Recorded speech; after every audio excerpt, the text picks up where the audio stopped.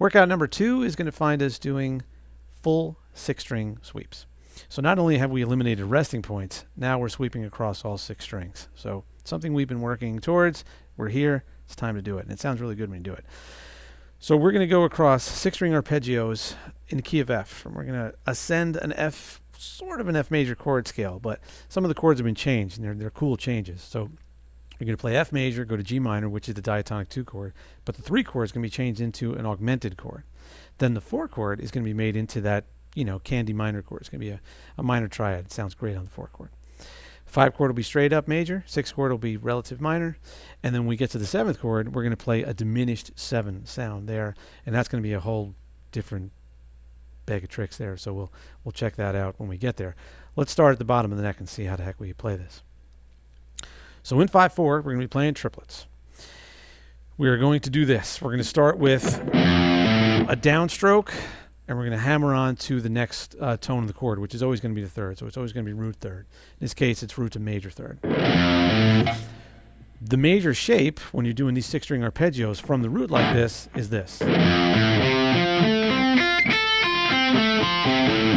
Notice there are some rolls in there. I have a roll at the 3rd finger playing between the 5 and the 1, and I had it in the 1st finger between the 5 and the 1. I did a downstroke to go across the entire arpeggio. I used an upstroke to start the pull-off, and then I continued doing those upstrokes to get through the whole arpeggio, the rest of the descending part. So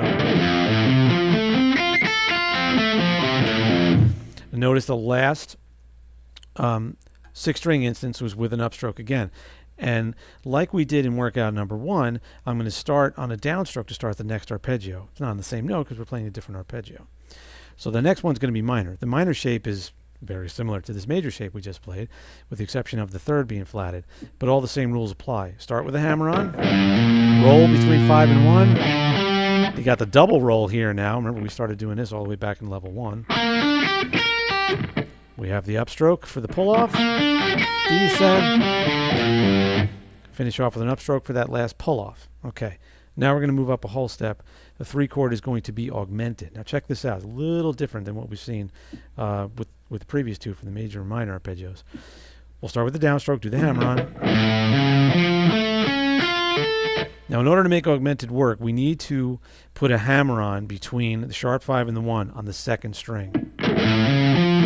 Right here, which is preceded by a roll. What I'm going to do from there is finish the sweeping pattern, the ascending part of it, with a downstroke, like this. After that, I'm going to come back with an upstroke to play a pull-off between what happens on those 2 notes, with those 2 notes on the 2nd string, and then descend the rest of it to get to that final pull-off. Okay, so far we've played major, minor, and augmented for these 6-string arpeggios. We're going to move up to B flat minor. We know how to do minor. Just going to happen here in the 6th position. Then we'll go up to the 8th position and play C major. We know how to do that. We'll go up to D minor in the 10th position. We got that. Now, when we come up to the final chord, E diminished. This is going to be the last 2 bars of the workout here is going to be dedicated to E diminished 7. What we're going to do is this. We start in the 12th position. We're going to downstroke, hammer on, and we're going to do a 2-1 pattern. But across 6 strings, we get 2-1, 2-1, 2-1, like this.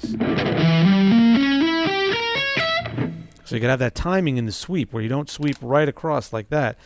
You need that timing that you started to explore in the last workout, where if you have legato instances in there, within the sweeping pattern, not just at the top, you have to stop that hand from going straight across like that. It has to take those little breaks to let the legato instance be played. So you start off by doing what I just did in triplets. Now we're going to descend an E major, E diminished 7th arpeggio here in the 6th position like this.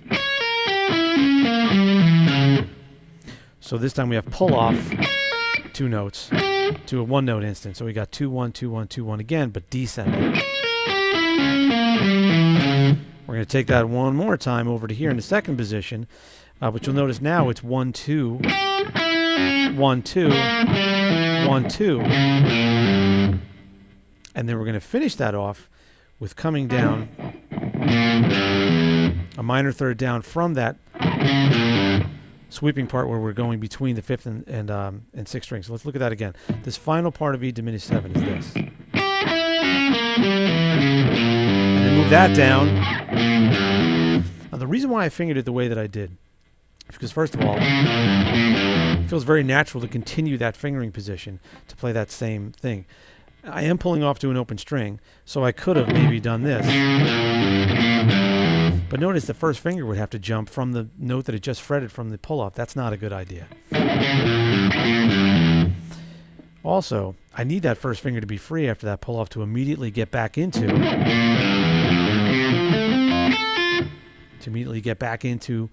the major chord, the F. That's where I got to go, because we don't have resting points here.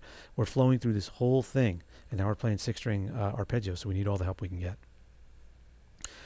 So we are in 5/4 once again, playing triplets, coming up the neck with this embellished F major chord scale. Cool arpeggios, cool idea, sounds good. Without the resting points and some gain, it sounds even better. So we're going to start at 60 beats per minute, and we're going to play for 4 minutes. And we're going to work up to 90 and get to that 120. And when you're there, if it's clean and you've done all the work that you should, you're going to be really happy with the sound. But we got to start at 60. So let's do that. Let's jump over there and start working on this.